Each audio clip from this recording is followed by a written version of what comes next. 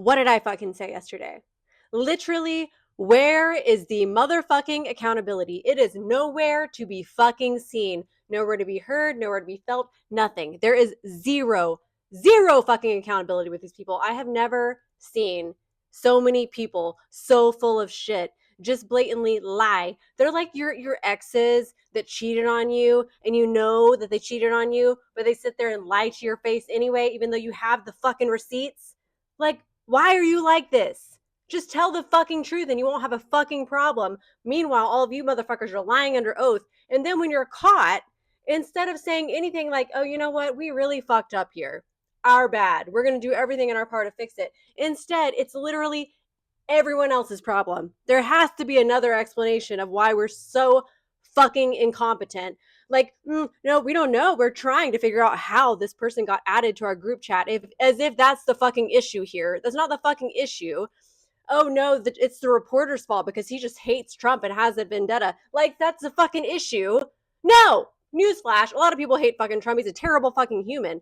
The point here is that you motherfuckers really fucked up. Like, really fucked up. And instead of taking any sort of accountability, you guys are fucking blind in the dark trying to find any other excuse that means it's not your fucking ass.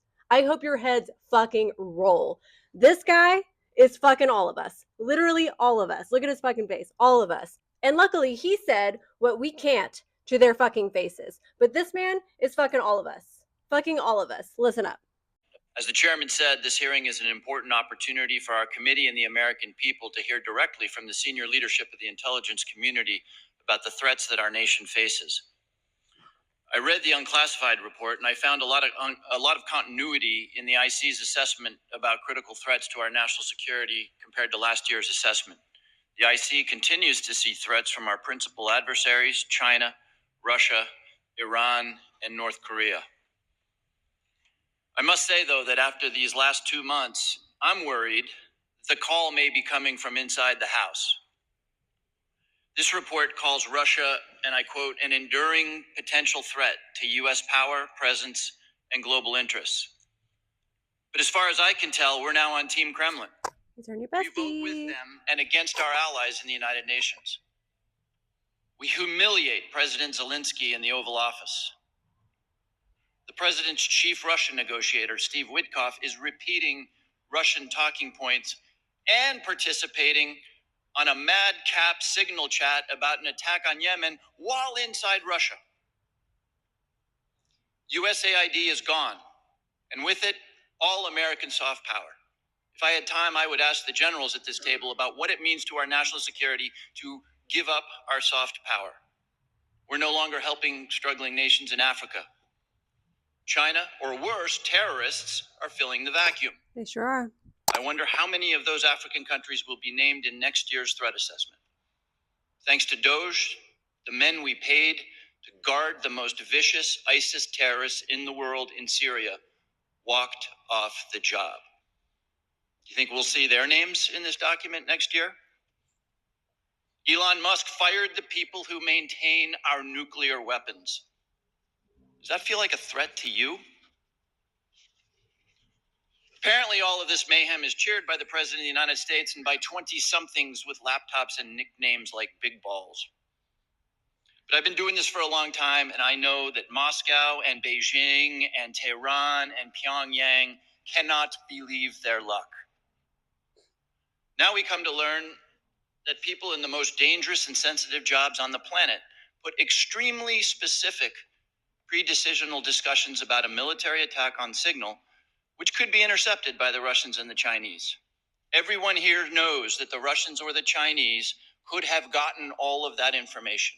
Especially since they were in Russia. Passed it on to the Houthis, who easily could have repositioned weapons and altered their plans to knock down planes or sink ships. They're lucky we're not bringing back bodies. I think that it's by the awesome grace of God that we are not mourning dead pilots right now. The two general officers sitting at the table and the people who work for all of you know that if they had set up and participated in the signal chat, they would be gone. Fired. And they know that there's only one response to a mistake of this magnitude. You apologize, you own it, and you stop everything until you can figure out what went wrong and how it might not ever happen again. But that's not what happened. The Secretary of Defense responded with a brutal attack on the reporter who did not ask to be on the signal chain. Yesterday, our former colleague Mike Waltz did the same in the White House and then went on Fox to call Jeff Goldberg a loser. What do you think the people who work for you are seeing and learning from that?